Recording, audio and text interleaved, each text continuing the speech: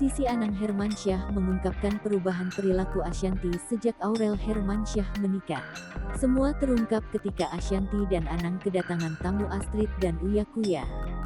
Awalnya Astrid hanya bertanya tentang keadaan Ashanty setelah Aurel menikah. Ashanty lantas menjawab kalau perlahan memang dia sudah mulai terbiasa tidak ada Aurel dalam kesehariannya. Namun di awal-awal Aurel menikah, Ashanty merasa dirinya bersikap aneh, seperti diakui juga oleh Anang.